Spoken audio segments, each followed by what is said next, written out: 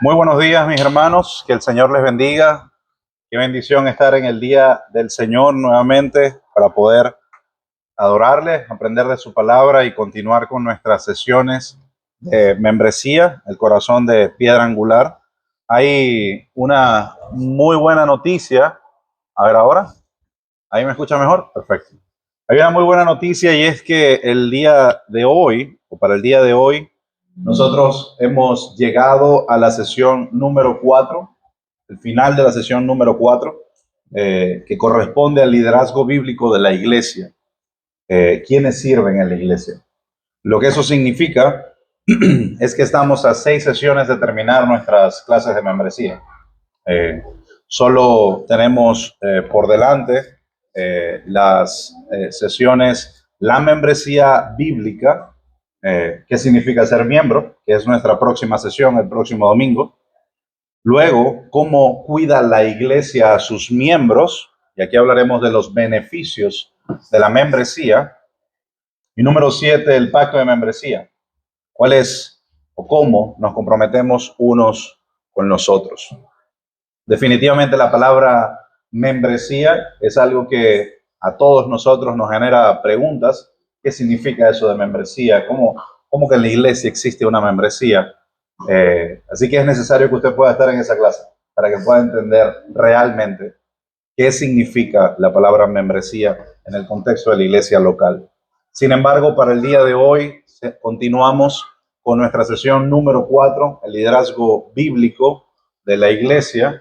Y debido a que quizás hace 2 semanas esta fue una de las que más preguntas generó, vamos a pasar más tiempo en el primer oficio, que es el oficio pastoral, y luego vamos a terminar con el último oficio, que es el oficio de los diáconos.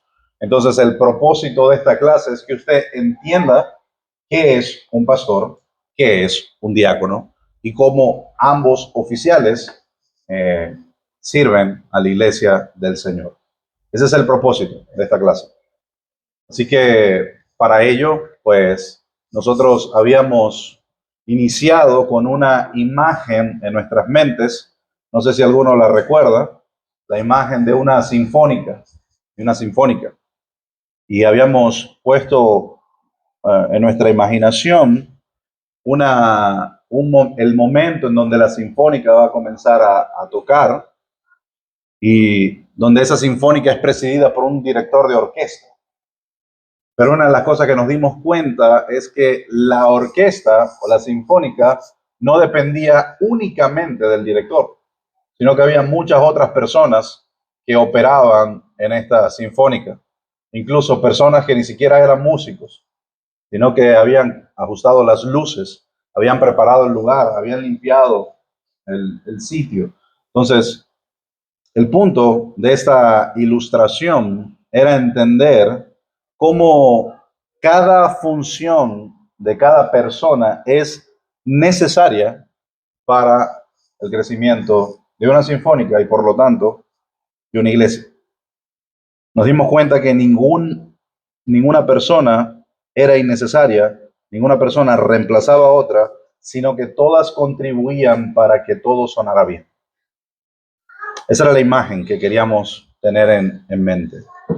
Y, por supuesto, lo que eso significa para nosotros en la iglesia es que Cristo es el Señor de la iglesia y Él ha establecido, a través de su palabra, responsabilidades para el bienestar de su pueblo. Y Él ha escogido distintos personajes, pastores y diáconos, para el cuidado y el bienestar de su pueblo. Veíamos que los pastores o ancianos, obispos, se dedicaban a pastorear, a dirigir, a enseñar, y veíamos que los diáconos se encargaban de servir, de atender, de cubrir las necesidades prácticas de la iglesia. Pero por último había un tercer grupo, y eran los miembros. Los miembros, quienes con sus diversos dones y talentos contribuían y participaban activamente en la edificación del cuerpo de Cristo. Y si esos 3 oficiales, si esos 2 oficiales y estos miembros estaban cumpliendo con sus responsabilidades dentro del cuerpo de Cristo, nosotros podemos entonces concluir que eso o esa será una iglesia saludable. Por lo tanto, la premisa para la enseñanza es: si nosotros tenemos oficiales que cumplen con sus roles y tenemos miembros que cumplen con sus roles, nosotros podremos tener una iglesia bíblica. Pero para ello necesitamos comprender las funciones, la identidad, el sentido, el propósito de cada uno de estos oficiales. Y bueno, ese es exactamente el propósito de nuestra lección. Para ello, voy a invitarlos a abrir sus Biblias en Efesios capítulo 4, versículo 1 al 12. Es uno de los textos que nosotros usaremos para pensar un poco en cómo la iglesia es edificada. Efesios capítulo 4, versículo 11 al 12.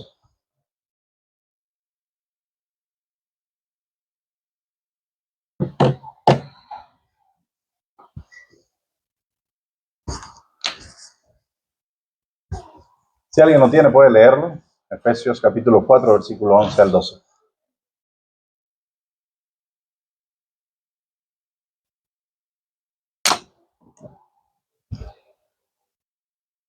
Y él dio a algunos el ser apóstoles, a otros profetas, a otros evangelistas, a otros pastores y maestros, a fin de capacitar a los santos para la obra del ministerio, para la edificación del cuerpo de Cristo. Muy bien. Versículo 13, sí. Hasta que todos lleguemos a la unidad de la fe y del pleno conocimiento del Hijo de Dios, la condición de un hombre maduro, a la medida de la estatura de la plenitud de Cristo. Amén. Vamos a orar. Padre, gracias por este día. Te pedimos que en estos próximos minutos tú dirijas este tiempo, tú ilumines con tu Espíritu Santo nuestras mentes para que nosotros podamos, Señor, recibir tu palabra y ser edificados. Ayúdanos, Señor, a comprender tu palabra, a obedecer tu palabra y a conocerte más a ti. Ponemos este tiempo en tus manos, en el nombre de Jesús. Amén. Bueno, mis hermanos, una de las cosas que nosotros tenemos que entender desde el inicio es que Dios es un Dios de orden. Dios es un Dios de orden. En la creación, Dios estableció un orden. En Israel, su pueblo, Dios estableció un orden. Lo que significa que nosotros tenemos que entender que Dios estableció un orden en su iglesia. Dios no puede ser un Dios de orden en su creación, en su pueblo y no en su iglesia. La iglesia, nosotros debemos, si en algún momento hemos cometido este error, debemos dejar de verla como simplemente un grupo de personas que se reúnen los domingos. No, no es eso la iglesia. La iglesia es una familia espiritual. La iglesia es un cuerpo, es un rebaño, es un templo vivo, es un templo vivo. Y toda familia saludable, todo cuerpo sano, todo rebaño bien cuidado necesita un orden establecido por Dios. Eso fue lo que nosotros estudiamos hace 2 semanas. Cuando nosotros vemos y nos acercamos al Nuevo Testamento, nosotros nos damos cuenta que el Señor no solo nos da la solución para nuestro pecado y nuestra salvación, sino que nos establece de manera clara las formas como su iglesia ha de ser gobernada, ha de ser cuidada y ha de ser servida. Todo esto conforme a su voluntad. Por lo tanto, es menester para cada uno de nosotros como cristianos entender cómo la iglesia está ordenada. Siendo que la iglesia es uno de los espacios donde quizás muchos de nosotros pasamos la mayor parte de nuestro tiempo, o quizás nuestra vida gira alrededor de la iglesia en ciertas oportunidades. Definitivamente es necesario entender entonces cómo funciona una iglesia. Y para ello nosotros usamos esta gráfica en la que quizás voy a pasar un poco más de tiempo. Y veíamos que, como vimos en sesiones anteriores, el gobierno de la iglesia depende directamente de Cristo. El gobierno de la iglesia depende directamente de Cristo. Y ese gobierno absoluto y soberano de Cristo, y solo de Cristo, es el que regula las actividades, las tareas, las funciones, los roles de la iglesia. Ahora, nosotros tenemos que preguntarnos, si Cristo no está presente en la tierra en el sentido tangible, ¿de qué manera Cristo entonces gobierna su iglesia? Si Él no está hoy aquí en medio nuestro. No tenemos su teléfono para llamarlo. ¿Cómo Cristo gobierna su iglesia? No debería haber dudas de esto. Cristo gobierna su iglesia a través de su palabra. Es el único documento que Dios ha inspirado para darnos a nosotros las instrucciones claras de cómo Él quiere que nosotros vivamos y cómo Él quiere que su iglesia viva. Por lo tanto, cuando nosotros decimos que Cristo es el que gobierna su iglesia, Cristo gobierna su iglesia a través de su palabra. Por lo tanto, su palabra es lo que yo necesito para saber entonces cómo una iglesia funciona. Ahora bien, este gobierno de Cristo es un gobierno absoluto. A través de su palabra nos muestra un gobierno delegado o una autoridad delegada. Lo que esto significa es que Cristo, a través de su palabra, delega autoridad a oficiales de su iglesia.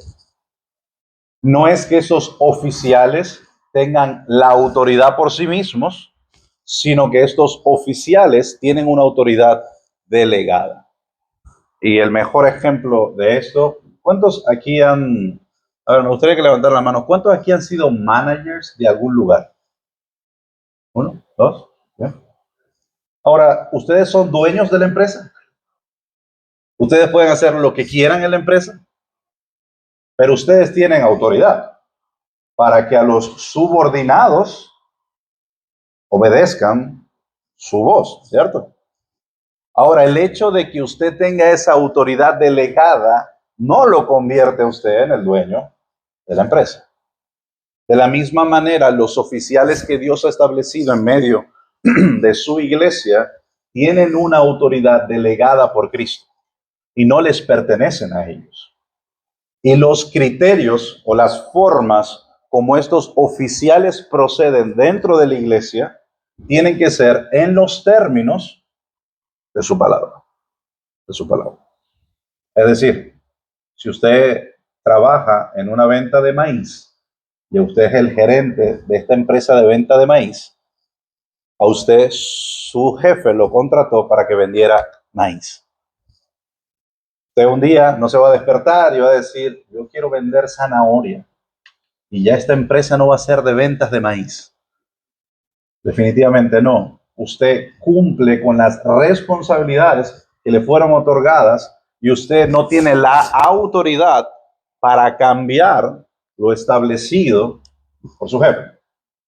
De la misma manera, mis hermanos, los oficiales que sirven dentro de la iglesia tienen un criterio establecido en su palabra, y ellos gobiernan y ejercen autoridad dentro del contexto y los límites de las escrituras.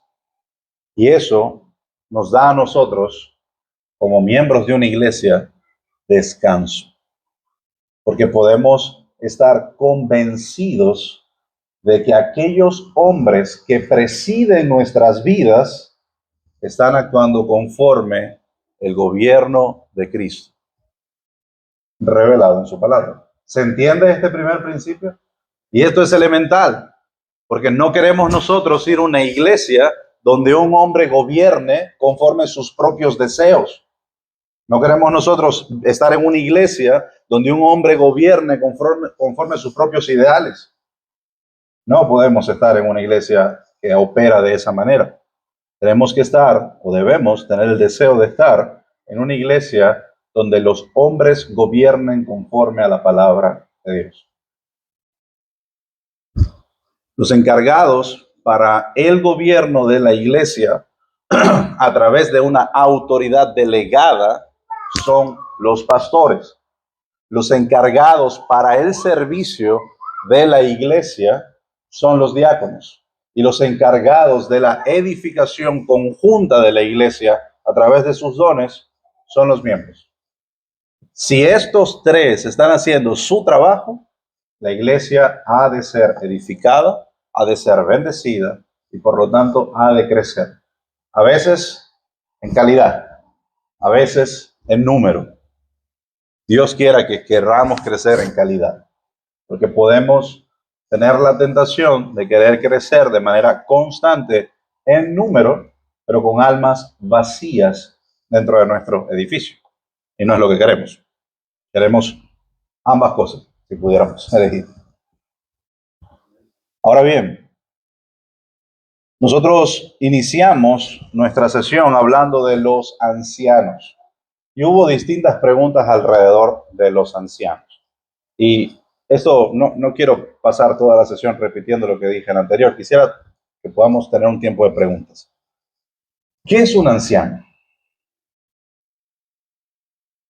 ¿Qué significa la palabra anciano? ¿Cómo lo podemos definir? Alguien con sabiduría. Alguien con sabiduría, muy bien. ¿Cómo?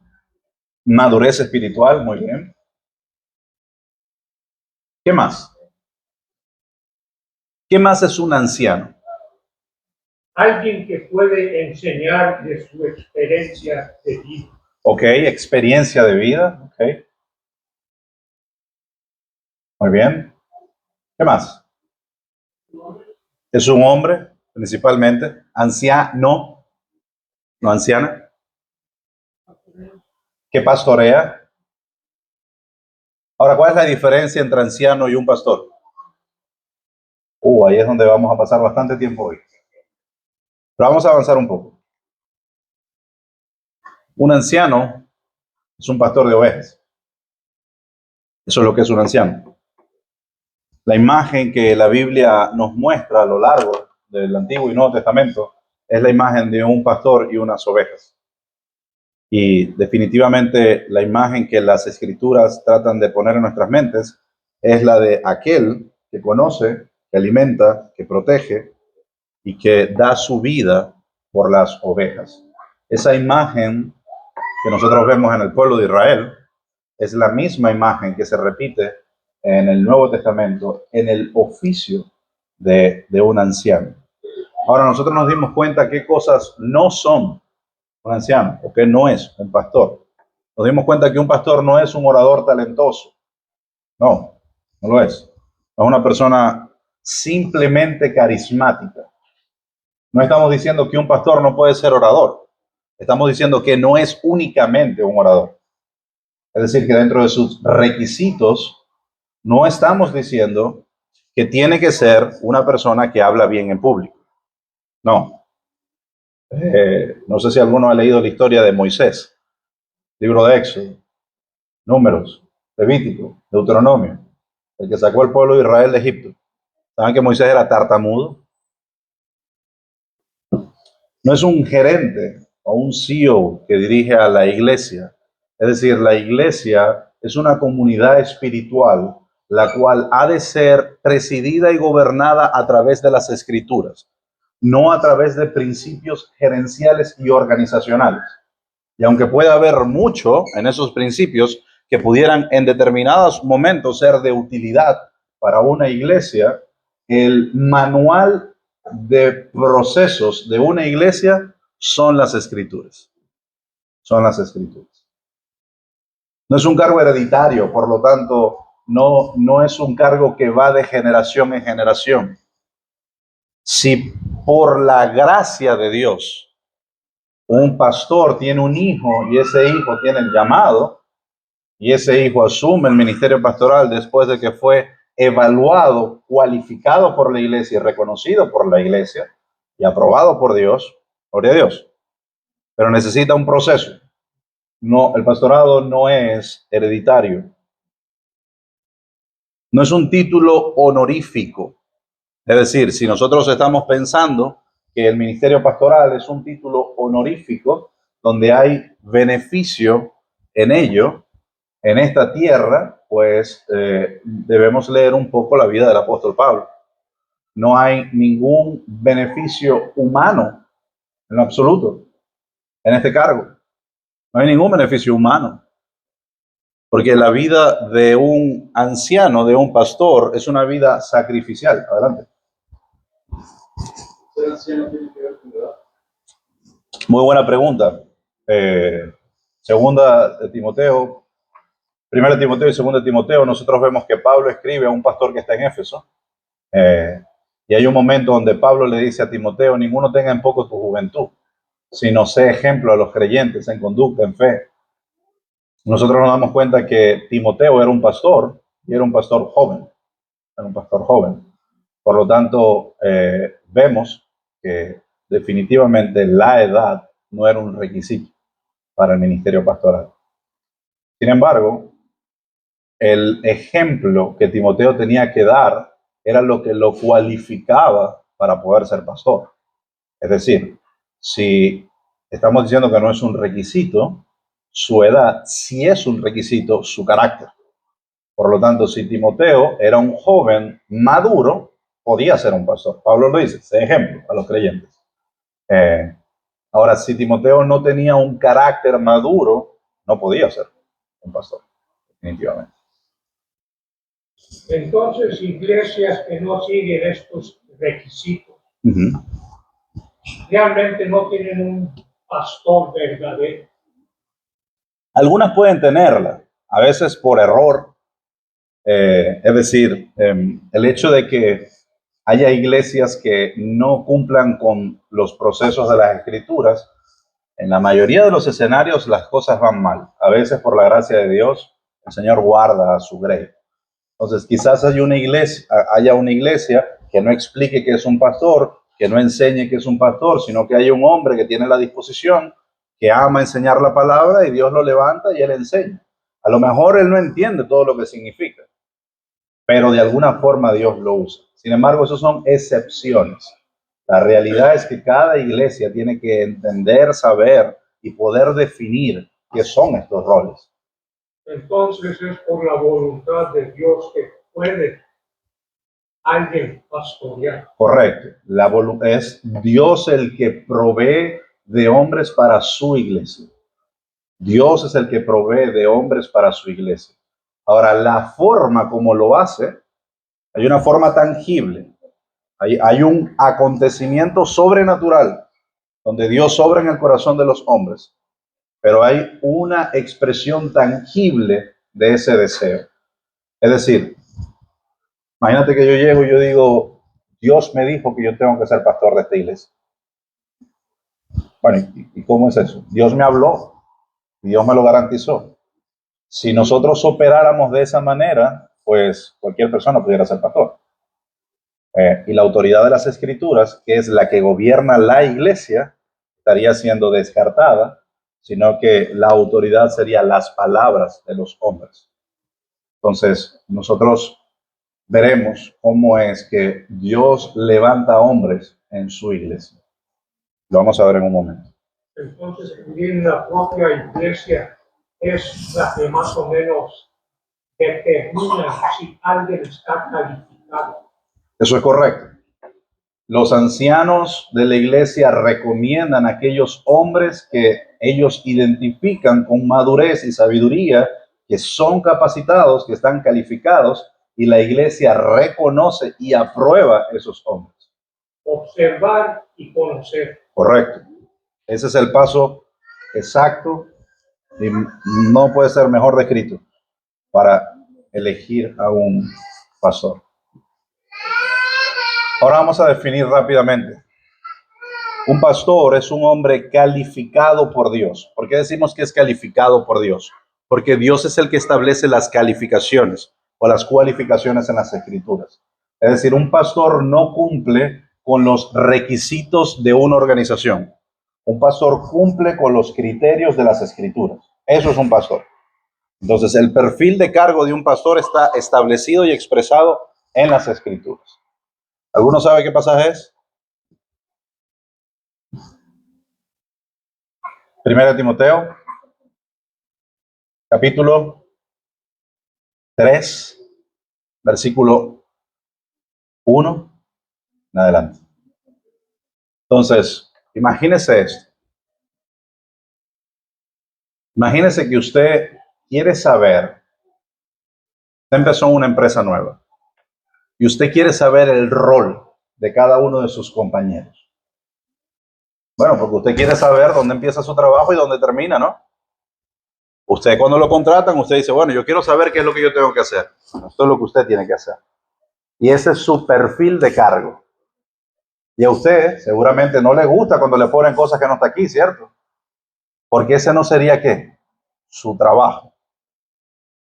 Por lo tanto, es necesario que en las empresas hayan perfiles de cargo para que cada quien sepa lo que le corresponde hacer y cuáles son sus responsabilidades y cuál es el perfil para cada uno de esos cargos. Las escrituras sirven como un perfil de cargo para los pastores y para los diáconos. Describen cómo esos hombres pueden o deben cumplir con ciertos requisitos para poder ejercer su ministerio. Y el cumplimiento de esos requisitos es indispensable para que sean entonces elegidos como pastores. Vamos a 1 Timoteo capítulo 3.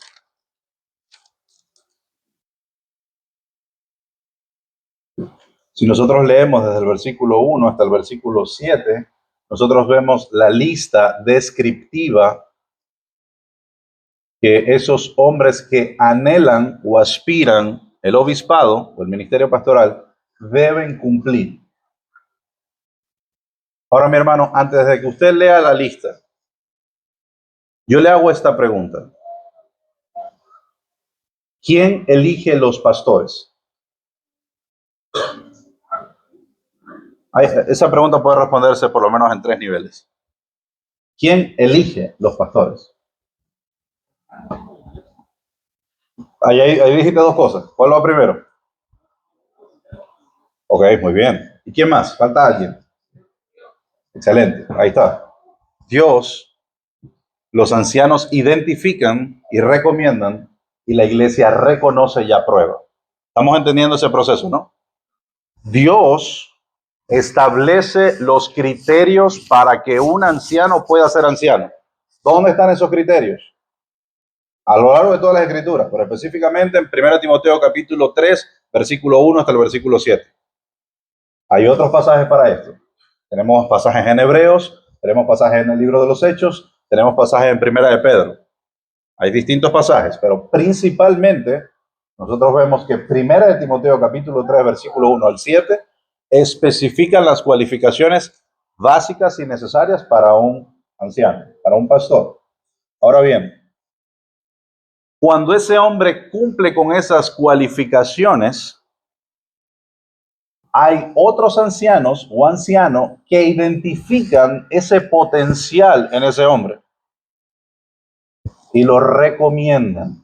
¿A quién lo recomiendan? A la iglesia. ¿Pero y por qué lo recomienda la iglesia? ¿Por qué no lo elige él? Ustedes vienen de iglesias donde los otros pastores eligen a sus pastores, ¿o no? Porque en esta iglesia hay que pasarlo a la iglesia, porque es necesario. Si hay un grupo de hombres que aparentemente saben más que muchos, ¿para qué necesitan esos hombres la recomendación o la aprobación de otros? ¿Cómo? Excelente. Por si la iglesia conoce algo de este individuo. ¿Qué más? ¿Por qué más? Es muy importante, aquí no nos vamos. Tenemos que salir de este punto. Adelante.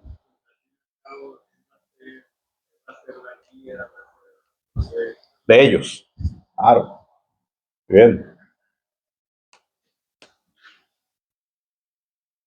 Ahora, ¿recae solo el peso en la congregación?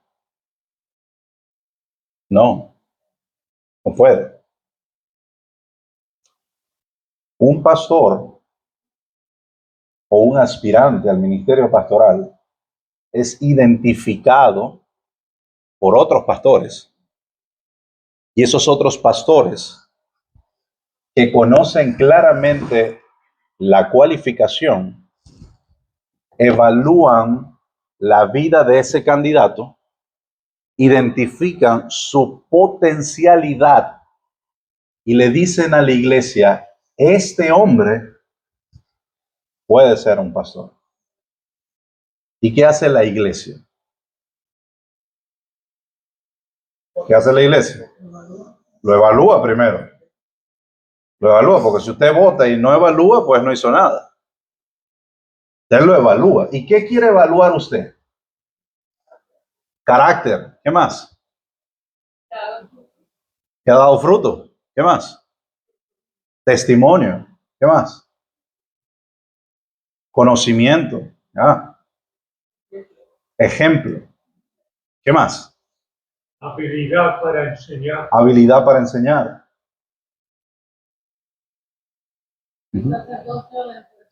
Sacerdocio dentro de su hogar, que gobierna bien su casa. Que maneje la palabra. ¿No? Y fíjense cómo aquí llegamos a un punto donde hay aspectos públicos de este hombre, pero hay aspectos que internos, de carácter. Porque pueden haber hombres con muy buena oratoria, con muy buena capacidad de enseñar, pero faltos en carácter. Y un pastor tiene que tener ambas cosas. No simplemente tiene que ser bueno enseñando. Hay muchos profesores de seminario que son buenísimos enseñando, pero no son pastores. Hay mucha gente que tiene mucha capacidad de manejar las escrituras, pero no aman a otros. Entonces, nosotros vemos que el proceso involucra cualificación. Y es ahí donde llegamos al pasaje que les dije que buscaran. Palabra fiel es esta. Si alguien aspira el obispado o el cargo de obispo, ya sabemos que obispo, anciano y pastor son palabras sinónimas, buena obra desea hacer. Ahora, ¿es malo que haya hombres en nuestra iglesia que deseen ser pastores? Al contrario, es bueno. Es bueno. Esa aspiración es buena. Palabra fiel es esta. Si alguno anhela obispado, buena obra desea. Ahora, ¿son los buenos deseos suficientes? No. Correcto. Luego de que dice buena obra desea, inicia diciendo un obispo, versículo 2, debe ser, la palabra esa es clave, debe ser. ¿Está escuchando esa palabra, no? Ser antes de hacer. Debe ser primeramente. Debe ser, pues, irreprochable. Marido de una sola mujer, sobrio, prudente, de conducta decorosa, hospitalario, apto para enseñar, no dado a la bebida, no pendenciero, sino amable, no codicioso, no avaricioso, que gobierne bien su casa, teniendo a sus hijos sujetos con toda dignidad, pues si un hombre no sabe cómo gobernar su propia casa, ¿cómo podrá cuidar de la iglesia de Dios? No debe ser un recién convertido, no sea que se envanezca y caiga en la condenación en que ha caído el diablo. Debe gozar también de una buena reputación entre los de fuera de la iglesia para que no caiga en descrédito y en lazo del diablo. Y nosotros claramente pudiéramos pasar semanas evaluando cada uno de estos requisitos. Pero la realidad es que la cualificación el elemento principal que debe resaltar en la vida de este hombre no es simplemente sus capacidades, sino su carácter. El carácter siempre va primero, siempre va primero. De forma clara, este hombre también tiene que tener capacidad, porque su carácter respalda lo que dice, pero lo que dice edifica a la iglesia. Es decir, si tú no tienes un carácter que respalde lo que dices, pues tarde o temprano esas coyunturas o esa fisura de carácter va a salir a la luz y las personas no van a creer en tus palabras. De la misma forma, no puede ser simplemente un buen carácter si no hay capacidad. Porque ¿cómo edificas a la iglesia si no tienes la capacidad de edificar a la iglesia? No tendría sentido. Entonces, el carácter y las habilidades son necesarias. Son necesarias. Adelante. Entonces el carácter puede ser fortalecido teniendo una relación íntima con el cuerpo de la iglesia. Esa es una forma, porque aquí dice hospitalario, aquí dice amable. Aquí habla de poder definitivamente su amor por Dios expresarlo para con las personas. Ese es el carácter de un hombre. Número 2, nosotros vemos que la autoridad de este hombre no es como la de un jefe sobre empleados, sino la de un siervo que guía por medio de la palabra y por medio del ejemplo, siguiendo el ejemplo claramente de Cristo, el cual es el pastor por excelencia. Es una responsabilidad espiritual real, con cuentas que rendir delante de Dios. Cuando nosotros vemos, y este punto es muy importante, la autoridad delegada que Dios da a los pastores es debido a que ellos son los que han de rendir cuentas delante del Señor. ¿Sí entendemos eso? La autoridad que Dios delega sobre esos hombres es debido a que son esos hombres los que han de rendir cuentas al Señor. ¿Qué quiero decir con esto? Que si hay alguien o algún hombre de la iglesia que no es pastor, Dios no te pedirá cuentas de la iglesia. Dios no te pedirá cuentas a ti, si tú no eres pastor. Dios ha de pedir cuenta a sus pastores. Por lo tanto, tiene sentido entonces que la autoridad delegada sea sobre aquellos que van a responder al juicio de Dios o a la evaluación de Dios. Cuando nosotros leemos Apocalipsis capítulo 2 y capítulo 3, ¿a quién le escribe Jesucristo? A los pastores de las iglesias. El texto dice al ángel de la iglesia, mensajero, se está refiriendo al pastor. Y el cuestionamiento que Cristo está haciendo y el señalamiento que Cristo está haciendo a esa iglesia, lo está reprochando directamente al pastor de la iglesia. Lo que está diciendo la palabra entonces es que tú eres responsable de la salud espiritual de esa iglesia, tú eres responsable del orden de esa iglesia, tú eres responsable de cómo esa iglesia opere y tú has de rendir cuenta delante de mi trono. Nadie más. Tú lo vas a hacer. O los pastores, obviamente, que estén en la iglesia. Ustedes. Entonces, esta responsabilidad espiritual amerita de una carga seria por cuidar de forma bíblica y correcta la grey de Dios. Es una carga seria por cuidar de forma bíblica la grey de Dios. En el marco de las cualificaciones expresadas en las Escrituras. Eso, mis hermanos, de forma resumida, es a nivel de carácter, de cuentas, lo que es un pastor. Ahora bien, nosotros podemos ver distintas responsabilidades, ¿no? Vimos hace 2 semanas. Dentro de todo esto, tiene que enseñar, tiene que predicar, tiene que guiar, tiene que dirigir, tiene que pastorear, tiene que ejercer disciplina, tiene que orar por el rebaño, tiene que velar por el rebaño, debe ser ejemplo de una vida piadosa, debe vigilar activamente contra las falsas enseñanzas. Y ahí nosotros vemos distintos pasajes bíblicos que interactúan con relación al perfil o a las responsabilidades de un pastor.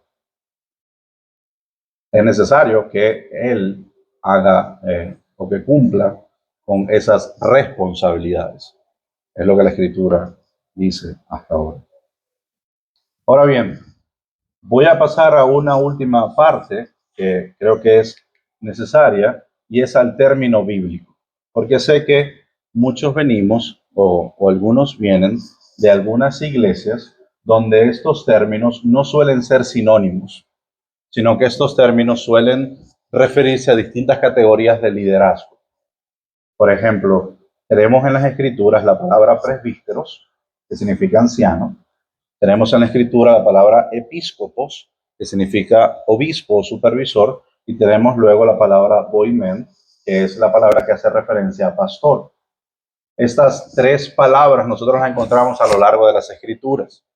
Y el desafío lingüístico que a veces tenemos es que en ocasiones estas palabras se encuentran solas. Es decir, dice obispo, a veces dice anciano, a veces dice pastor. Entonces, el desafío o quizás la problemática que suele surgir alrededor de estas definiciones de término es que se suele creer que son tres términos que son términos que se refieren a tres oficios diferentes. Sin embargo, en las escrituras nosotros vemos que estos tres términos son sinónimos. Es decir, los tres se refieren a una misma persona. No son tres oficios diferentes, sino son tres facetas de un mismo llamado. Lo que esto quiere decir es que un anciano o el anciano resalta, como lo dijeron al inicio, la madurez espiritual. El episcopo, su función de vigilancia. El poimen, su imagen de cuidador. Y cada una de estas imágenes hablan de un mismo rol. Ahora, permíteme convencerte con la palabra, para que puedas verlo en las escrituras. Cuando nosotros vamos a Primera de Pedro, capítulo 5, versículo 1 y 2, nosotros vemos que Pedro emplea las tres palabras para un mismo grupo de personas, para los pastores. Primera de Pedro 5, 1 y 2 dice: por tanto, a los ancianos, presbíteros, entre ustedes, exhorto yo, anciano, también con ellos, pastoreen, la palabra poimen, pastoreen el rebaño de Dios entre ustedes, velando por él. Y la palabra velando se refiere a la palabra episcopo, no por obligación, sino voluntariamente, según la voluntad de Dios. Pedro nos muestra o hace una unificación de estas tres palabras para un mismo rol, para una misma persona. Un hombre una palabra que se refiere o hace énfasis en su madurez espiritual, en su labor de alimentar, en su responsabilidad de vigilar. Ese es entonces el texto que nosotros podemos usar para ver cómo estos tres términos se refieren a una misma persona. Entonces, cuando usted dice anciano, usted se está refiriendo a un pastor. Cuando usted dice obispo, usted se está refiriendo a un anciano. Cuando usted dice pastor, se está refiriendo a un anciano y a un obispo. Son términos sinónimos con la misma palabra. ¿Preguntas acerca de esto? Quizás sé que es una de las que genera más dudas. ¿Cuál es la mayor diferencia? ¿Ancianos? Yo creo que hay una diferencia en la imagen, pero no hay una diferencia en el oficio. Es decir, la imagen que quiere transmitirme anciano es madurez espiritual, la imagen que quiere transmitirme pastor es cuidado de las almas. Pero ambos son lo mismo. Entonces, no puede haber un cuidado de alma si no hay madurez espiritual. Y si hay madurez espiritual, tiene que haber cuidado de las almas. Y para que esas dos sucedan, tienen que alguien estar velando por ello. Y eso es obispo. Entonces, son tres términos sinónimos, sin diferencia de función entre ellos, sino más bien en imágenes que me ayudan a entender mejor el rol.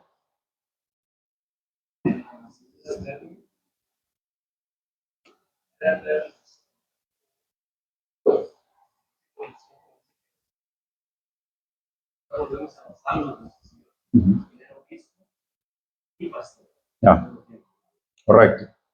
Sí, por ejemplo, en ese texto tú ves que es obispo y pastor, pero por ejemplo, cuando ves textos en Lucas y en Daniel, ves que es el anciano de días. Entonces, vemos cómo hay en determinados textos de las Escrituras énfasis a un oficio o a una función. Pero de la misma manera vemos en otros que hay también pastor, que hay también obispo, que hay también anciano. Si nosotros intentáramos hacer una distinción entre ellos, pues estaríamos yendo en contra de la imagen que vemos en el Nuevo Testamento. Es decir, todos los ancianos se referían, todos los pastores en determinados momentos se hacían referencia a ellos como ancianos y su rol de obispo estaba intrínseco. Entonces, más allá de ver los textos como un ejercicio de clasificación, es mejor ver el texto como identificar función o expresión de su rol. Es un poco el ejemplo. Y creo que hicimos un ejemplo de esto cuando hablamos del rol del portero, ¿no? Del guardameta, en la imagen del fútbol. Cuando vemos, bueno, el guardameta. Adelante. Tengo una duda, porque Ujú. yo vengo de una iglesia de Asamblea de Dios, Ya, donde los ancianos eran ancianos. correcto. Los mayores, ¿no? Sí, Porque cómo se entendía que fueran ancianos y no fueran maduros. Pero Ya. ¿qué pasa con que uno tenga un poco de juventud? claro, O sea, yo entendía que ese versículo era para los jóvenes, claro, para que los jóvenes pues no fuéramos también ante la sociedad claro, un ejemplo. claro. O sea, cuando dice que uno tenga un poco de juventud, se Ujú. refiere a los ancianos. Bueno, Timoteo era un anciano y la carta de Pablo a Timoteo es una carta pastoral, donde Pablo le está diciendo a Timoteo, versículo 3 del capítulo 1, tal como te rogué al salir de Macedonia, que te quedaras en Éfeso para que instruyeras a algunos que no enseñen doctrinas extrañas. Entonces, al principio, nosotros vemos que Pablo encomienda a Timoteo para desarrollar una función pastoral. Nosotros vemos que a Timoteo se le impusieron las manos, fue reconocido por la iglesia. Entonces, definitivamente Timoteo era un colaborador de Pablo, era un pastor. Y este contenido de estas cartas describen la forma como él iba a pastorear a la iglesia. Si yo identifico que la persona a la cual se le está escribiendo es un pastor, pero desligo la identidad del destinatario de los consejos, entonces yo puedo aplicar las escrituras de manera amplia fuera de su contexto. Pero si yo entiendo que en el contexto este hombre era un pastor y que este mensaje se lo está dando otro hombre pastor a este joven pastor, entonces yo puedo entender en las escrituras cuál es el rol o el propósito de la carta.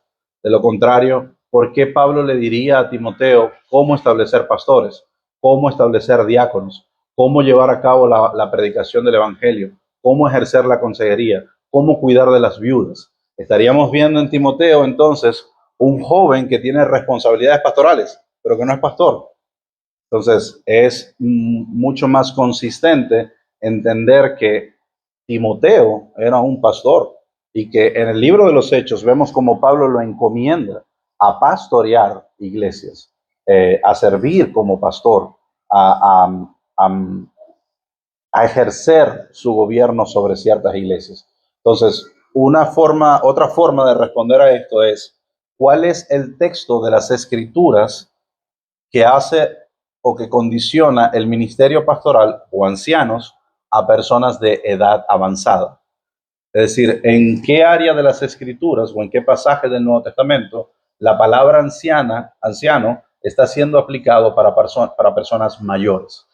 Cuando nosotros vemos el sentido o el origen de esta palabra, el origen de esta palabra es madurez espiritual. Entonces, el elemento aquí es espiritual, no es físico. Esa es la explicación o el término de la palabra. Quiero decir que si hay un joven, pero si hay un joven en la iglesia que tiene un trabajo, porque realmente es llamado a Dios, tiene madurez espiritual, desea ser pastor porque él, pues obviamente se dedica completamente al 100%, es anciano y puede ser pastor. Correcto, si tiene madurez espiritual, eso significa que la expresión de anciano la vemos en su vida. Ahora, lo que ese joven tiene que hacer es leer el capítulo 3, versículo 1 al 7 de Timoteo y preguntarse si él cumple con esas cualificaciones. Y si él considera que los cumple, eso es su primer paso, y los otros pastores consideran que él lo cumple, lo presentan a la iglesia. Y si la iglesia considera que él los cumple, entonces puede ser sometido a votación para ser pastor de una iglesia. Va a depender de definitivamente los procesos de la iglesia. Verdaderamente conozco muchos pastores jóvenes que realmente tienen esta madurez espiritual, Ujú. tienen este llamado, tienen iglesias con palabra. Claro, claro, claro. Sí, es una...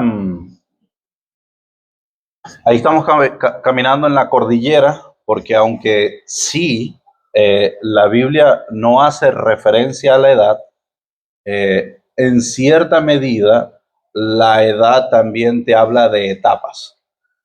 Y las etapas en las que esté ese joven tienen que ser etapas maduras. Es decir, no los procesos de vida que ese joven esté viviendo tiene que ser en el contexto de su madurez. ¿Qué quiero decir con esto? Puede ser un adolescente de 15 años pastor, bueno, muy probablemente la etapa en la que él está en su vida no le permite tener madurez, no solo espiritual, sino madurez de vida. Y para ser ejemplo, porque entonces estamos hablando que tiene que ser irreprochable, hospitalario, no contencioso. Entonces hay algunos requisitos que nos muestra que por lo menos tiene que haber un mínimo según la naturaleza, según lo natural. Pero las escrituras no condicionan con un número estas expresiones del oficio, aunque es muy bueno. Es muy bueno y creo que aunque eso sea así, es muy bueno cuando nosotros disfrutamos de pastores mayores, porque en ocasiones esos pastores mayores tienen experiencia o vivencias que suelen ser de edificación para mi vida. Y allí, así como es bueno, debo ser también cuidadoso. Porque si yo estoy buscando experiencias de vida y no el consejo de la palabra, entonces yo estoy poniendo mi esperanza en consejos equivocados. Es decir, el pastor de 100 años y el pastor de 20 años tienen que usar el mismo libro. Tienen que usar el mismo libro. Pero definitivamente, a la medida que este hombre va creciendo en su relación con Dios, que se proyecta en años de vida, va adquiriendo más y más y más madurez. Eso es natural, es imposible no verlo así. En una oportunidad llamaron al pastor Albert Moller para ser el rector del seminario Southern, con solo, creo que tenía 25, 26 años, y un joven de 26, 27 años asumiendo el rectorado de uno de los seminarios más importantes de Texas. Y un periodista, una de las personas que estaba allí, le dijo: doctor Moller, ¿y qué piensa hacer con su juventud? Porque vemos que es muy joven para asumir este reto. Y el doctor Moller dijo: bueno, en mis planes de trabajo está envejecer.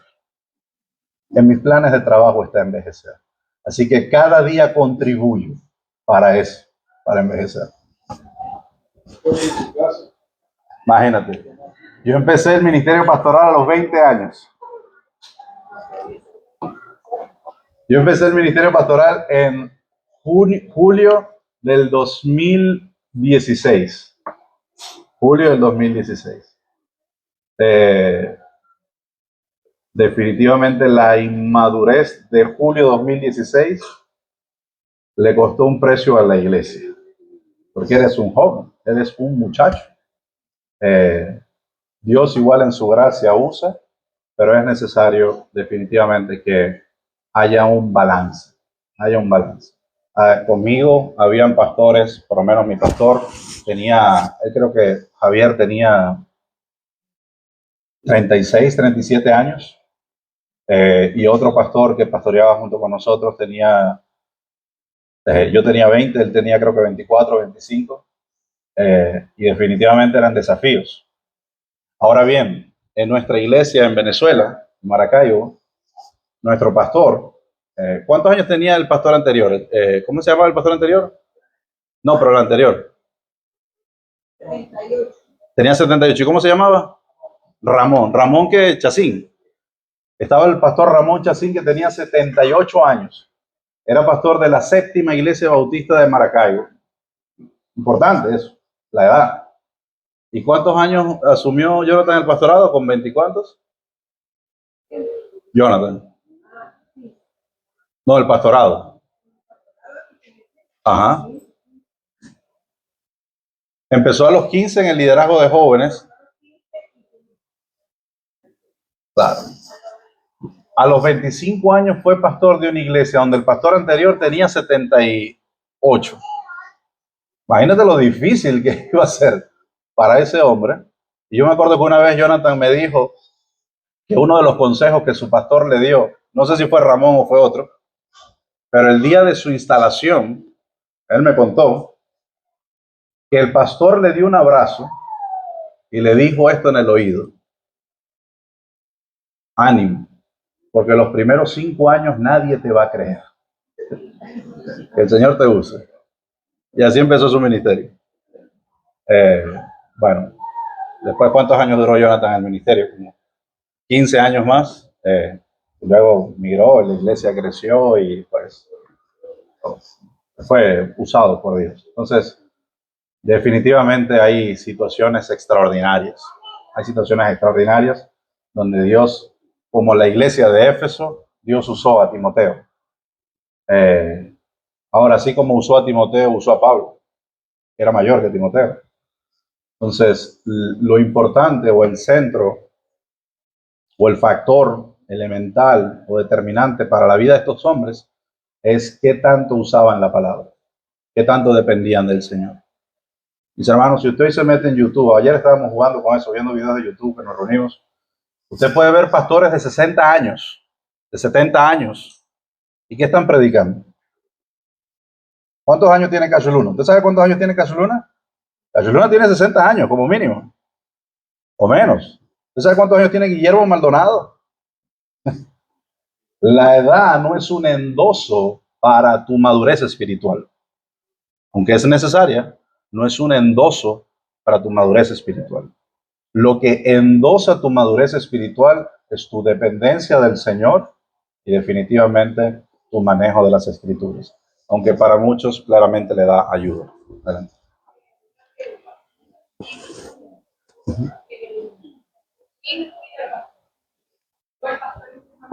Claro.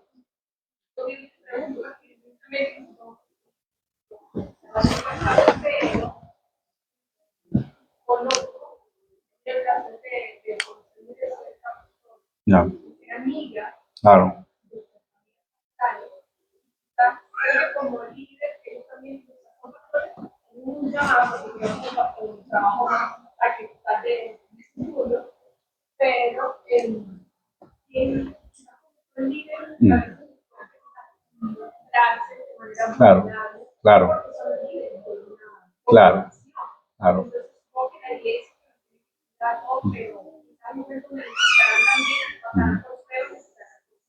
Claro. ¿Tú recuerdas quién cuidaba a Jorge y Sea ahí en Falcón o no tenía nadie? Sí, pero había momentos en que Era difícil. Claro, porque eran ovejas. Claro, sí. Sí, hay por lo menos 3 niveles para esa respuesta. La primera tiene que ser otros pastores. Por eso es que nuestra iglesia desea tener pluralidad pastoral. Es decir, cuando hay pluralidad pastoral, nosotros podemos descansar que los pastores están siendo cuidados por pastores. ¿Por qué razón? Bueno, porque cuando un pastor cuida a otro pastor, ese pastor que está ejerciendo el cuidado tiene la madurez espiritual para soportar cosas que quizás un miembro de la iglesia no lo tiene. Hay cierta confidencialidad que ese pastor puede tener. Hay ciertas situaciones donde este pastor puede llevar, y es la tarea diaria, llevar esas cargas delante del Señor y que no hagan mella en su corazón. Esas son disciplinas o formas o estilos de vida, de carácter que los pastores tienen que tener. Por lo tanto, es necesario que otros pastores lo hagan. Adelante. Ujú. Ujú. Entonces, yo creo que los tres tienen el mismo rol. Ujú. Pues más bien, pueden hacer el mismo rol, Ujú. pero no en sí no tienen el mismo rol. Ujú. Desde arriba está hablando, por ejemplo, de sabiduría, el otro habla de alimentar, Ujú. y el otro habla de dar. Ujú. Entonces, no es el mismo rol que hacen, pero los tres pueden hacer el mismo. Es como un trabajo normal. Ujú. Por ejemplo, ¿cuál va a ser la dura? ¿Cuál otro va a ser? A Claro, lo mejor él lo hace mejor, tiene más habilidad que yo, entonces me aconseja no. claro, O sea, yo lo veo de esa manera. claro. Buena opinión, José, pero te pregunto, ¿tú dejarías que alguien te alimentara si no tiene madurez espiritual? No, desde luego que no, porque Ahí está. y yo creo que hace el mismo rol. O sea, puede hacer el mismo rol, sí, pero si digo que no lo puede hacer, no. ¿Cómo te alimentas si no tienes madurez espiritual? ¿Cómo alimenta? Tiene que ver lo que acaba de decir este personaje. Tiene que ver otras personas Claro. que realmente como que lo llaman. Imagínate que tú vas a una iglesia y hay un solo pastor y que, bajo tu opinión, estas tres personas son tres personas distintas. ¿Cómo el que pastorea, que alimenta, puede ejercer el ministerio pastoral sin madurez espiritual? Correcto. Y la razón por la que no puede es porque el pastoreo tiene que darse en el contexto de la madurez espiritual. Y para que él pueda ver que tú necesitas ser alimentado y pastoreado, él tiene que velar por tu alma. Eso es obispo. El punto es ese que digo yo no conozco una cosa y usted te envió. Ujú. Entonces usted me dice, no, estás mal, mira, Claro, a mí funciona esto, consejos, sí. correcto. Y todos estos consejos tienen que darse en el marco de las escrituras.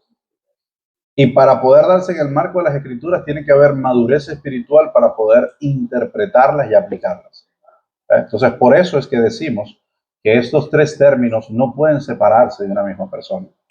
Aunque entiendo el punto donde un hombre pudiera llegar a ejercer, por ejemplo, alguien enseña y no tiene madurez espiritual, no nos estamos refiriendo a que eso es un pastor. Un pastor tiene que de manera obligatoria poder expresar con su vida una vida como anciano, como pastor y como obispo. Esa es un poco la postura que estoy tratando de enseñar. Pero, por supuesto, eh, hay libertad en eso. Bien, adelante, sin miedo. No, sí, está muy interesante este tema. Pero yo quiero compartir en breve. Por ejemplo, estuvimos en una iglesia en Guatemala que se trató de este tema que es muy importante. Porque un miembro era joven, por supuesto, y pues él creció en la iglesia. Pero luego él le gustó mucho eso del estudio de la Biblia, entonces se fue en el seminario de la capital. Entonces ahí se preparó. Claro. Se graduó, ¿verdad? Profesionalmente. Y luego se fue a la capital a estudiar Biblia. Entonces ahí le enseñaron ya los idiomas así como griego, arameo, todo eso. Claro. Se preparó. Entonces, pero siempre siguió siendo miembro de esa iglesia. Claro. Y cuando llega, ¿verdad? Dios, ¿verdad? Lo llamó. Entonces estaba el pastor y estaban los ancianos. Pero ellos, digamos, estaban dirigiendo conforme la capacidad que tenían. Yo creo que Dios también respalda, digamos, cuando ellos no tienen, digamos, otra herramienta más. Entonces llega este hermano, entonces tomamos este tema del liderazgo de los discípulos. Entonces, es muy importante porque llegó un punto, pastor, así como estamos ahorita. Entonces, todos los ancianos que estaban, se para uno por uno, ¿verdad? Se para, bueno, yo me voy a retirar. Porque honestamente, viendo la enseñanza que está dando el hermano, yo no lleno este requisito. Se para el segundo, tercero, cuarto y todos. Entonces entonces ahí era, ¿qué vamos a hacer? Es solo el pastor y el hermano, pues sí, el hermano es como maestro. Entonces enseñó todas las raíces, entonces todo así nos quedamos en silencio, ¿verdad? Entonces él dijo, entonces, ¿qué vamos a hacer ahora? si realmente queremos hacer un cambio, entonces, ¿quiénes van a ser los ancianos? Entonces el hermano dice, no se preocupe. Él dice la Biblia que tenemos que orar, que Dios mande obreros a su mies. Entonces, automáticamente, como, ¿qué vamos a hacer en este momento? Ahorita los nuevos convertidos. Los nuevos convertidos hay que enseñarles, digamos, como darles discipulado. Entonces, ellos van a ser los próximos líderes. Entonces, ahora, aunque sea solo un anciano y el pastor, o dos ancianos, pero que cumplan el requisito, de esa manera la obra va a crecer. Claro, ¿a qué te refieres con un anciano o dos ancianos y un pastor? En esa iglesia, y es así todavía. Ellos trabajan pastor y anciano. Claro, en esa iglesia. Claro, ok. Pastor y ancianos, entonces, ellos son los que tienen la facultad, digamos, de trabajar de la mano. Mira, yo te voy a decir algo, Daniel, y ya te voy a dar la palabra, Pipe. Porque hay esa situación es desafortunada. Porque la Biblia, en los requisitos que establece, el hombre tiene que ser apto para enseñar, pero no tiene que ser el mejor. Es decir, no tiene que tener un doctorado. Es bueno cuando se va a un seminario, es de bendición para la iglesia, pero no es un requisito. Es decir, es un requisito que esté preparado, es un requisito que sepa enseñar, es un requisito que sepa cómo conducir a la iglesia del Señor. Eso sí es un requisito. Pero no es un requisito ir a un seminario. Entonces, lo que pasa en algunas iglesias es esto. Debido a que tienen hombres que son sabios y tienen madurez espiritual, pero no son tan buenos predicando como el pastor, entonces crean categorías para poder de alguna forma caminar sin decir que estos son pastores, pero no predican como este. Entonces, no quiero decir que estos son pastores, sino que les voy a dar un grado un poquito más abajo, porque aunque son sabios, no predican y no saben lo que sabe el pastor. Y eso es un error. Un pastor, un anciano, un obispo es un hombre que Dios ha llamado, que cumple las cualificaciones de las Escrituras y que comprende la visión y la identidad de la iglesia. Si es el mejor predicando, si tiene un doctorado o no, pues no, eso no determina el carácter. Ahora, eso no significa que una iglesia debe conformarse con una poca capacitación que pueda tener su pastor. Entre mayores herramientas que su pastor tenga, pues mucho más conocimiento y aptitud para enseñar va a adquirir este pastor. Pero eso es una bendición, no un requisito. Ahora bien, hay algunas iglesias que lo hacen, por ejemplo, hay iglesias que si tú no tienes una licenciatura, tú no puedes ser pastor. En estos días me salió un aviso de una iglesia, no recuerdo dónde fue aquí en Texas, y lo que primero que decía es licenciatura en teología. Referencia en otro ministerio. Entonces, para algunas iglesias, dependiendo de su contexto, eso es importante. Para nosotros, por ejemplo, no es importante un seminario, pero sí es importante saber que ese hombre está en la misma página con nosotros. Sí es importante que ese hombre entienda nuestra eclesiología. Sí es importante que ese hombre entienda nuestra constitución. Sí es importante que ese hombre entienda cómo llevarse con otros pastores. Sí es importante que ese hombre entienda nuestra visión de cuidado. Bueno, pero eso es mentoría, eso es acompañamiento. Eso no es un seminario. Y en determinadas circunstancias, pues si este hombre nunca ha ido a un seminario, pues puede ser una bendición que él tome la decisión de formarse. Eso va a ser bueno para la iglesia. Sí, pastor, tal vez el punto que quiero resaltar aquí, por ejemplo, eso de aplicar la Biblia como es, en realidad, es algo eso que le dije, ve, eso ayudó, pero digamos, hacer ese cambio de cómo venía. Entonces, no era fácil. Sí. Entonces, aquí es donde, para mí, pues, digamos, concluir este punto que puse ahorita, así, en la plática, ¿verdad? Por ejemplo, aquí es importante, por ejemplo, digamos, el don del pastor es el Espíritu Santo quien da, es el que reparte los dones. El Espíritu Santo, entonces, cuando el Espíritu Santo reparte ese don, y uno tiene ese don de pastor, por supuesto, las personas alrededor lo confirman, lo ayudan a uno. Entonces, porque cuando el Espíritu Santo da el don, por ejemplo, cada pastor no tiene la misma capacidad. Pues, por ejemplo, hay pastores que tienen la capacidad de pastorear 100 ovejas. Esa es la capacidad que Dios le dio. Y hay otros que tienen más capacidades, pero esas capacidades vienen de parte de Dios, ¿verdad? Claro. Entonces, Sí. Ya cuando definimos ese punto B, entonces podemos ver, por ejemplo, el pastor, como la pregunta que hizo el hermano, ¿verdad? Entonces, el pastor, cuando es un pastor llamado, un llamamiento, digamos así, que el Espíritu Santo le dio ese don. Porque hay pastores que se autoponen. Y los que se autoponen, Correcto. desde luego, no tienen el respaldo de Dios. Correcto. Entonces, pero el pastor, que Dios lo ha llamado, Dios lo va a respaldar en todas las áreas de la vida. Tengo muchas cosas que decir de eso, pero solo dos cosas. Uno, Felipe, no va a alargar mucho. Hablamos en tu casa el jueves cuando vamos a comer, hablamos mejor.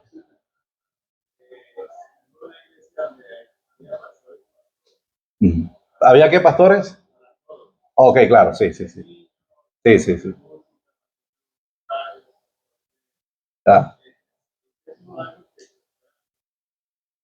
Claro.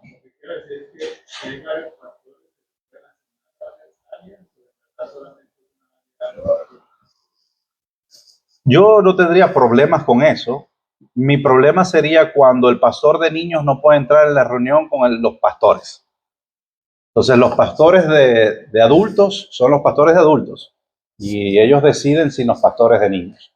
Cuando nosotros hablamos de pluralidad y paridad, lo que estamos tratando de decir es que queremos que haya muchos pastores y todos esos pastores tienen el mismo nivel de autoridad. Por lo tanto, todos tienen que compartir el liderazgo de la iglesia. Si por un tema estratégico tenemos un pastor que es pastor y cumple los requisitos de un pastor, no de un pastor de niños, es un pastor, pero ese pastor tiene una habilidad para enseñar a los niños, ese es ese pastor que tú ves corriendo con los niños, que se tiene, y que tú dices, wow, este tiene de verdad una pasión por el ministerio infantil. Y tú quieres que ese pastor se encargue de pastorear el ministerio infantil, yo no creo que está mal. Creo que son formas estratégicas de organizar la iglesia. Pero un pastor tiene que ser pastor de la iglesia, no solo de niños, no solo de los de adoración, no solo de los, de los voluntarios, de los jóvenes. Y bueno, el punto de pastor de jóvenes también es un desafío, porque entonces, ¿cómo tiene que ser el pastor de joven?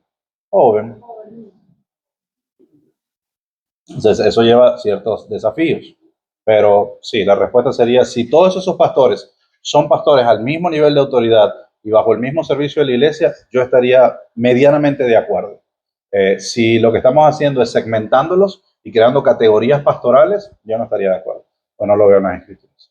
Bien, mis hermanos, terminamos.